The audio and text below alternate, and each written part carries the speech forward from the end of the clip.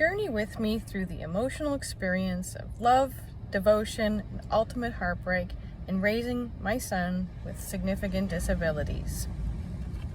This is a collection of memoirs that capture a life well lived. I hope it inspires, I hope it teaches, and I hope it entertains. Thank you for joining me.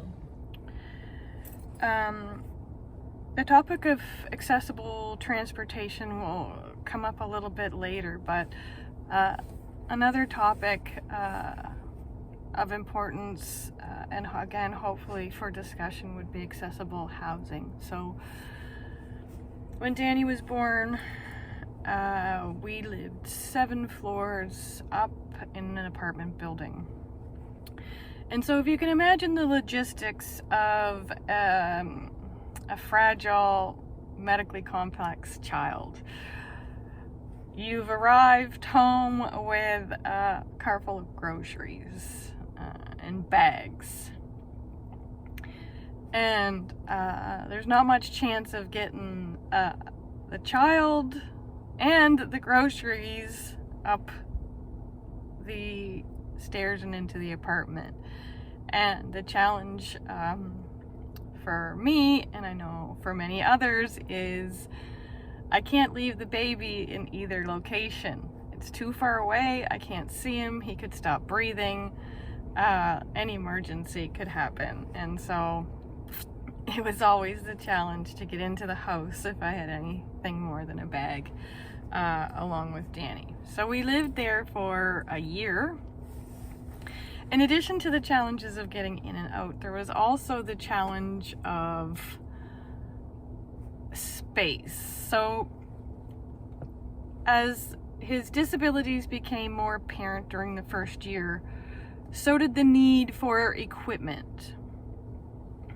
And in addition to his newfound wheelchair, we had numerous pieces of adaptive equipment from the Progress Center, whether it be a little corner chair, lights, we had activity frames. Add to that medical equipment such as feeding pumps. Medical equipment also comes with the accessorized pieces, so boxes of tube feeding bags and tube feeds. It began to shrink my place, and I literally got to the point where everything touched each other in the place. So I knew it was time to move. Finding anything that was accessible, as well as being able to, my biggest goal was to be able to drive up to my door and be able to deliver groceries. And my child would either be in the car with the door open so I could see and hear him while I did this, or same in the house where I could see and hear him while I delivered the groceries inside. So the universe was looking out for me, and I found a place that was advertised in the newspaper. This was before the days of the internet, really. So it didn't advertise well, and I remember mentioning it to them after I moved in. But I had already visited a few different places, and I had nothing to lose by viewing this unit. So I arrived, was in a location in town that didn't have the best reputation. So I was moving already from a location that didn't have the best reputation. So I hesitated to move from one to another. I arrived at the unit and pulled into my driveway that parked directly in front of the front door. Directly into the front door that was fully wheelchair accessible.